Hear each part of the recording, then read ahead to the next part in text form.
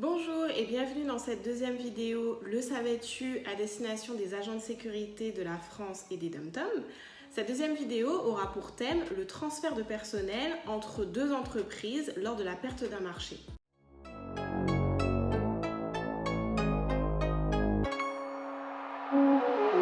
En d'autres termes, parfois sur un marché, vous allez avoir des appels d'offres qui auront pour conséquence de faire perdre à une entreprise de sécurité, donc une entreprise qui embauche des agents de sécurité, le marché au profit d'une autre. Et ce que vous devez savoir, c'est qu'un accord du 28 janvier 2011 permet le transfert du personnel entre l'entreprise qui sort, donc on l'appellera l'entreprise A, l'entreprise sortante, et l'entreprise qui entre, c'est-à-dire l'entreprise qui a remporté le nouveau marché, qu'on appellera l'entreprise B.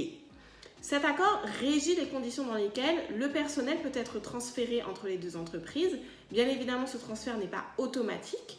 Et dans cette vidéo, on va s'intéresser uniquement aux conditions que vous devez remplir si vous voulez être éligible à ce transfert de personnel. Donc, la première condition est tout simplement d'être en CDI ou en CDD de minimum 6 mois dans l'entreprise sortante, donc l'entreprise A. C'est ça la première condition.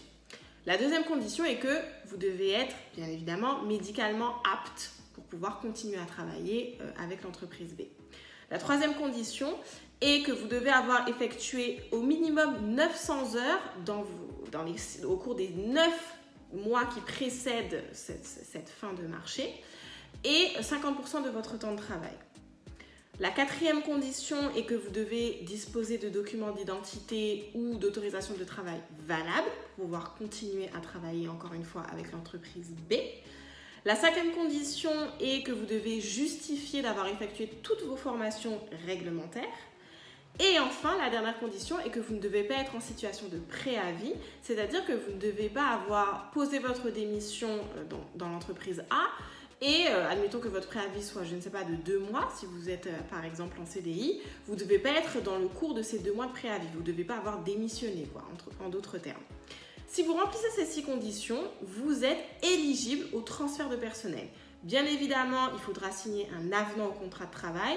Bien évidemment, vous devez donner votre accord. Et bien évidemment, ça ne se fait pas, comme je l'ai dit, automatiquement. Il y a des conditions de délai plus précises, mais qui sont entre les deux entreprises. Donc, c'est entre l'entreprise A et l'entreprise B qui doivent communiquer la liste des salariés qu'elles souhaitent échanger.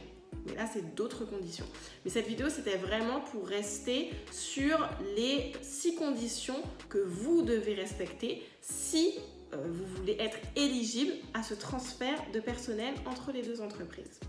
N'hésitez pas à me poser vos questions en commentaire, questions, suggestions ou même remarques si vous avez déjà pu bénéficier de ce transfert de personnel.